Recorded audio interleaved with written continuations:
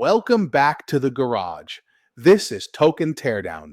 We strap crypto projects to the dyno and tell you if the engine matches the bumper sticker. No hype, no hopium. Today, Monad, ticker MON. And yes, we will talk price predictions. That's everybody's favorite lane. But first, we answer the real question. Is MON worth holding inside your bag? This teardown is a viewer request. We handed it to XXX, aka Christian, our research animal. White papers, GitHub commits, Tokenomics audits, over 1,000 commits reviewed, MonadBFT specs, vesting schedules cross-referenced on-chain, Coinbase sale docs, every source verified. Christian, we appreciate you, brother. None of this exists without the work nobody sees. And that's the algorithm we run. White paper first, check the code. Audit the treasury, stress test the claims. Only then does Lulu touch the numbers. Research first, opinion last. Smash that like, hit follow, share this, even with that friend who bought every next Solana since 2021 and keeps showing you charts that look like cliff dives in Acapulco. We're trying to help. Now, Monad claims it's the fastest EVM engine ever built. 10,000 TPS. Sub-second finality. Any Solidity dev can port their code straight over. Sounds great on the spec sheet, but we've heard Ethereum killer enough times to make it a bumper sticker. So today, we're not asking if Monad sounds fast. We're asking if the chassis holds, and if this thing survives the first real corner. Let's strap it in. Let's get to work. Before we crack the engine bay, we talk about who built it. Because the best spec sheet in the world doesn't matter if the pit crew can't hold a wrench. 3 founders, all doxed, no cartoon frogs, no screen names. Keone Han, CEO, James Humsaker, CTO, Eunice Giarda, COO. Keone and James came out of Jump Trading, one of the most intense high-frequency trading firms on the planet. Latency people, systems people, the kind of engineers who measure response time in microseconds and consider 10 milliseconds a traffic jam. 7+ years building infrastructure that processes billions a day and doesn't get to crash. That's not crypto experience. That's Wall Street combat experience. Eunice rounds it out. MIT Media Lab research, product experience in tech, the operational bridge between the builders and the business. Honest moment. This crew has never shipped a blockchain before. No previous layer 1. No track record surviving a full crypto cycle. What they have is engineering discipline from one of the most demanding environments in finance, and conviction that the EVM can go faster if you rebuild it from the ground up. Now the money behind them. 19 million seed, 225 million Series A, led by Paradigm. Over 260 million raised before the chain ever went live. One of the best funded layer 1s in crypto history. Paradigm, Dragonfly, Coinbase Ventures, Electric Capital, Flow Traders, Wintermute. Even Rune Christensen, founder of MakerDAO, showed up as an angel. When market makers, research funds, and DeFi legends are all writing checks, the smart money thinks this crew has a shot. But money doesn't build users. Execution builds users. Technically elite founding team. Real infrastructure DNA. Massive war chest. Sharpest backers in the game. What they don't have is a single lap in public. Now let's pop the hood and see what they actually assembled. What did they actually build? People hear layer 1 and their eyes glaze over faster than a buffet sneeze guard. So let's do this the garage way. Is Monad the whole vehicle or just a spoiler bolted onto somebody else's car? Whole vehicle, own engine, own frame, own consensus. Not a sidechain, not a roll-up. But here's the twist. Even though it's brand new, it speaks Ethereum's language. Monad is EVM compatible. Same smart contract language, same developer tools. Imagine driving a Honda Civic your whole life. Someone hands you keys to a completely different machine, but the steering wheel's in the same place and your muscle memory works perfectly. Same cockpit, Radically different engine underneath. Most blockchains process transactions like a single lane drive-through, one car at a time. Everyone waits. Monad says, what if we open 10 lanes at once? That's optimistic parallel execution. Transactions run simultaneously across multiple CPU cores. Most won't conflict. When they do, the system catches the collision and reruns just those. That's how they claim 10,000 transactions per second. Custom consensus, MonadBFT, pipelined, overlapping steps, block times around half a second, finality under 1 second. Custom database, MonadDB, so storage doesn't bottleneck the engine. Custom networking, RaptorCast, so no single validator gets overwhelmed pushing data. A lot of custom engineering under one hood. And the honest version, none of this has been battle tested at scale. Not in a bull market frenzy. Not during a DeFi exploit storm. Not when a million users hit the gas at once. The dyno sends 10,000 horsepower. The track hasn't confirmed it. It's a drag car with an Ethereum dashboard. The question that separates real machines from showroom props.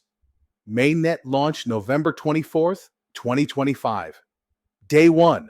Over 140,000 new addresses. 2.66 million transactions. Loud for a brand new chain. But let's be honest about what was happening. A huge chunk was airdrop claimants. 3.3 billion tokens handed out free. When free tokens land, people show up. That's not adoption. That's a coupon event. On top of that, a public sale through Coinbase. And here's what's interesting, accessible to US buyers. Almost nobody does that. Most projects exclude the US entirely.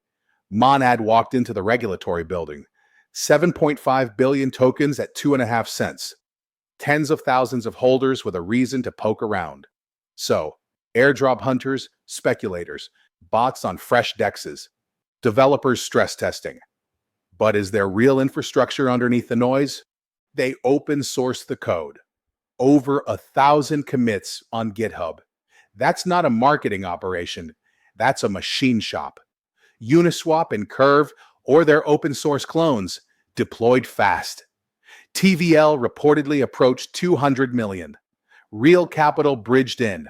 The bridging matters. Monad wired in Layer 0 for cross-chain transfers. The on-ramp exists. They acquired Portal, a stablecoin payment startup, brought in its CEO, an ex-Visa crypto lead. That's not a DeFi play, that's a real-world payments signal. They ran Monad Madness, a $1 million pitch competition. Real project teams came out of it. Sports betting apps, gaming builds, actual products, plus an accelerator and founder residency program. About 1 to 200 validators running consensus. The foundation delegated 15 billion tokens to those validators, scaling to 25 billion over year 1. Network is live, but the foundation's influence on consensus isn't shrinking. Demeanor under pressure. Shortly after launch, spoof token transfers confused users. Scam contracts. CTO James Hunsaker jumped on X personally to clarify. Calm, transparent. That moment earned points in this garage. And the noise around the project, even Arthur Hayes weighed in. Called for $10 per MON in one breath and predicted a 99% crash in the next.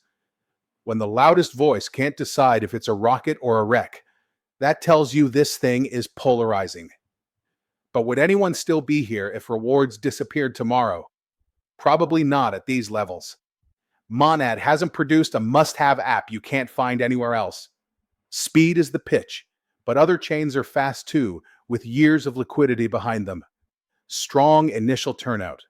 Real infrastructure moves. Unproven retention. Now, how does the fuel system actually work? All right, now let's talk tokenomics, which is just a fancy way of asking, how does the fuel system work? Who gets pay? Who gets diluted? And what happens to the tank when this thing actually starts moving? Because speed doesn't matter if the gas tank leaks. First, the supply. 100 billion tokens. Fixed. Big number, But that just means each unit is priced in fractions, like measuring fuel in milliliters instead of gallons. The total amount is the same. At launch, only 10.8% hit public circulation. The rest is allocated and mostly locked. 38.5% to the foundation, unlocked but meant to deploy over years. 27% to the team, locked 1 year, then vesting over 3. 19.7% to investors, same structure. The public got the rest through the Coinbase sale and airdrop. Honest math, insiders control 85% at launch. Now the mechanism that's supposed to balance it. Monad burns the base fee on every transaction. Same model as Ethereum post-EIP 1559. High usage means tokens get destroyed. Deflationary pressure. The more the engine runs, the more fuel gets consumed permanently. On the other side, validators mint about 2 billion new tokens a year, roughly 2% inflation. So inflation adds fuel, burns remove fuel, and unlocks flood the tank starting late 2026. Right now, net inflation is winning. For that to flip, Monad needs real sustained usage generating meaningful fees. Not bots, not airdrop farmers, real demand burning real tokens. That's the bet. Now here's where the fuel system meets the red flags. Because the risks aren't separate from the economics. They're built into them. The biggest one, that unlock cliff, late 2026. About 10.7% of total supply becomes available to the team all at once. Investors start unlocking at the same time. Over 50% of all supply enters circulation between then and 2029. Strong market when that hits, manageable. Weak sentiment, fire hose of sell pressure into a market that can't drink it. That's not a maybe. That's a calendar date. Next, governance. No on-chain voting. No binding community proposals. The foundation makes the calls. Validators follow. That's standard year one. But it means if you hold MON right now, you're trusting a small group to steer the ship. Next, founder gravity. 3 founders, deep alignment. If the CTO, who architected the parallel execution engine, walks, confidence cracks. The bus factor is real. Next, narrative risk. Solana speed with Ethereum compatibility is hot right now, but narratives rotate faster than tires at Daytona. If the market decides Layer 2's won, if Ethereum ships parallel execution, if the next shiny chain grabs developer attention, Monad's pitch gets harder. The graveyard of Ethereum killers with real tech and real funding is full. EOS, NEO, Phantom, Harmony. Monad doesn't have to end up there, but the path is narrow. Now, honest summary. The tokenomics are structurally sound, similar to Ethereum, Solana, Avalanche. Nothing exotic, nothing broken. The risks are real but manageable if growth shows up before unlocks do. What turns flags into deal breakers? Insiders dumping at first opportunity, governance that never evolves, technical failures under load, or a narrative rotation that leaves Monad without a story. Those are the tripwires. We haven't hit them, but we're watching. Now, let's talk about the people who showed up to the car meet. Now the part most channels rush or skip entirely. We don't skip inspections in this garage. First, the unlock overhang. Over 50% of all MON is locked to insiders. That lock breaks open late 2026. And the first release isn't a drip, it's a cliff. Roughly 10.7% of total supply available all at once. Strong market and growing usage when that hits, manageable. Weak sentiment and faded hype, that's a fire hose of sell pressure into a market that can't drink it. Second, centralization. The foundation holds 38.5% of supply and delegated about 15 billion tokens directly to validators at launch. That means they don't just fund the ecosystem, they influence consensus. They choose which validators get stake. Those validators know who's writing the check. Add in the hardware requirements, 4.5 gigahertz processor, 32 gigs of RAM, and you're not running this from a laptop. Looks decentralized on the surface. Concentrated influence underneath. Normal for a new chain. But the decentralization talk is roadmap, not reality. Not yet. Third, governance is a one-way mirror. No on-chain voting. No binding community proposals. The Foundation, a Cayman Islands entity with Keone Han on the board, makes the calls. Validators follow. Community watches. Year one, that's expected. But if you hold MON right now, you're trusting a small group to run the show responsibly. Fourth, founder gravity. 3 founders from overlapping backgrounds, deep alignment, massive financial incentive tying them to the project for 4 years. But if the CTO, who architected the parallel execution engine, walks, confidence cracks fast. The bus factor is real. Fifth, narrative risk. Monad rode in on next-gen Layer 1, Solana speed with Ethereum compatibility. That narrative is hot right now, but narratives rotate faster than tires at Daytona. If the market decides Layer 2's won, or Ethereum ships a major throughput upgrade, or the next shiny object grabs developer attention, Monad's pitch gets harder. The graveyard of Ethereum killers with real tech and real funding is full. EOS, Neo, Phantom, Harmony. Monad doesn't have to end up there, but the path is narrow. Sixth, is the usage real? 2 million transactions per day sounds great, but early analysis suggests much of it was airdrop claims, bot activity, and speculative trading. The CTO had to personally clarify on X that spoof token transfers weren't a chain flaw, just scam contracts exploiting new users. Remove incentives tomorrow. Unclear if a tenth of current activity survives. Now, honest summary. None of these are automatic deal breakers. Unlocks are manageable with growth. Centralization is typical early. Governance will presumably evolve. The team is strong but concentrated. What turns flags into deal breakers? Insiders dumping at first unlock. Governance that never decentralizes. Usage collapsing once rewards taper. Technical failures under real load. Those are the tripwires. We haven't hit them, but we're watching. Now, let's talk about the people who showed up to the car meet. Community is the exhaust note of a project. Doesn't start the engine, but you hear it when the car is running. Monad's community is loud, active, very online, memes, hype accounts, Gmonad energy. If Arweave's community is a mechanics workshop and Quant's is a boardroom, Monad's is a car meet at midnight. But a lot of this crowd was assembled around the airdrop and the sale. When price climbed, electric. When it pulled back, sentiment shifted fast. A community that stays through a drawdown and keeps building, that's conviction. A community that panics, that's speculation wearing a jersey. 8,430 holders today. Social channels active. Hackathons produced real teams. The energy is there. Whether it's fuel or just exhaust, we don't know yet. Now, everyone's favorite part, the money. Every number comes from the head of technical analysis in the garage. Lulu. No vibes, no hopium, just math.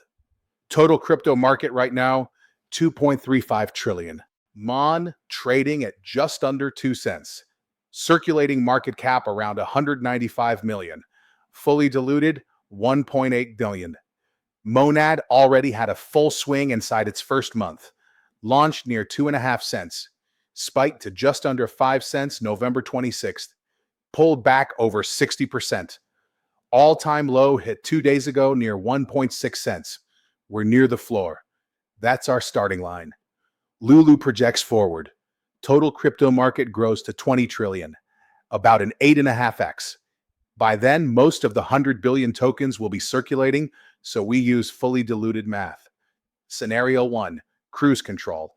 Same market share, same slice of a bigger pie. Market cap around 15 billion, 15 cents per MON, about an 8x from today. Lulu's take, that's not hype, that's holding your lane. Scenario 2, traction. Builders show up. Apps stick. Burns stack. Doubles or triples its share.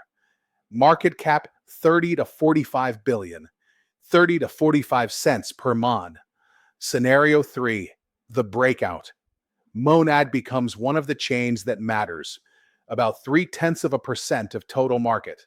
Market cap 60 billion, 60 cents per MON, roughly a 33x. Lulu's take only happens if the engine does things no other engine can. The black swan. Unlock cliff crushes sentiment. Narrative rotates. Ethereum ships parallel execution. Market cap stagnates around 5 billion. 5 cents per MON. Maybe 3.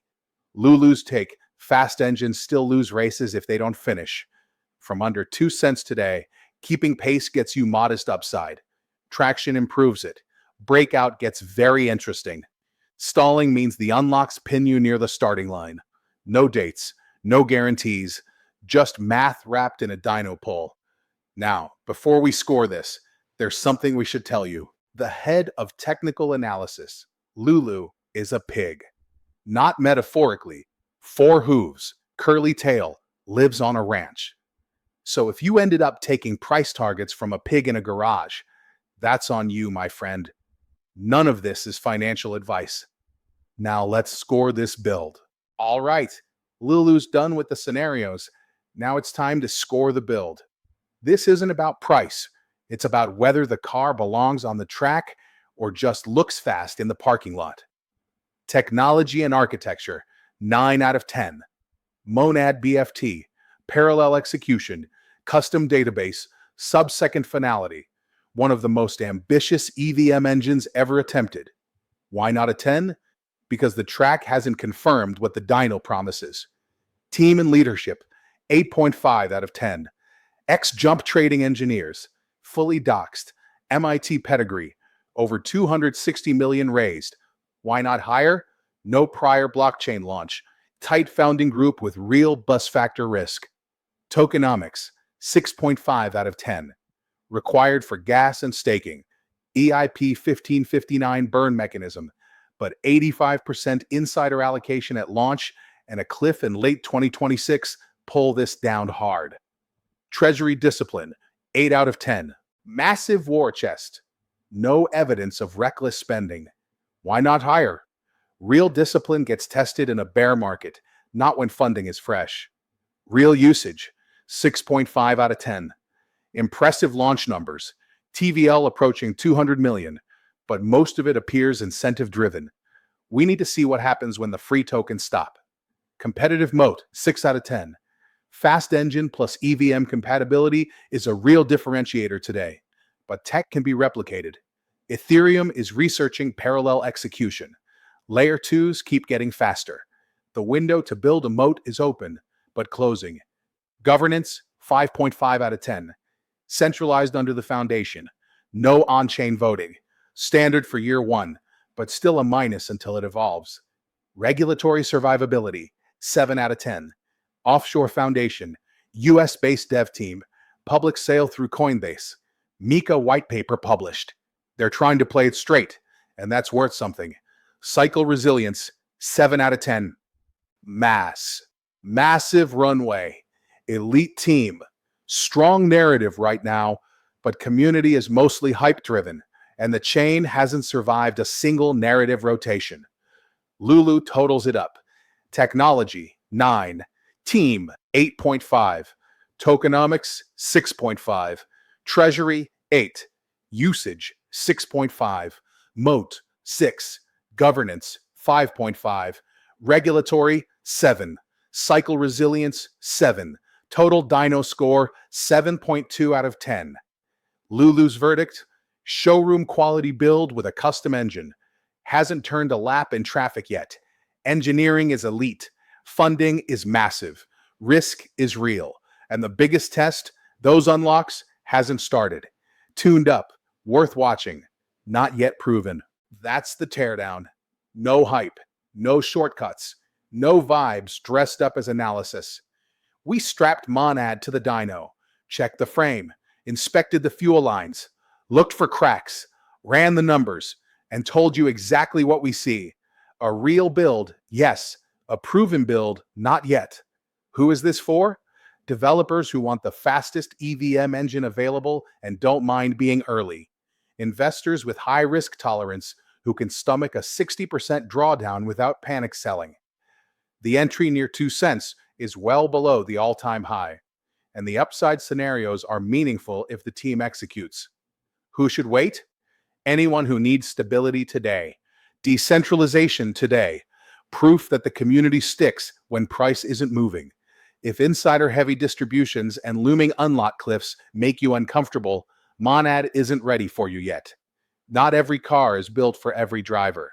If there's a project you want up on the lift, drop it in the comments. We read every single one. Who knows? It might be next. And check out the website, gurucryptogarage.guru. It's free.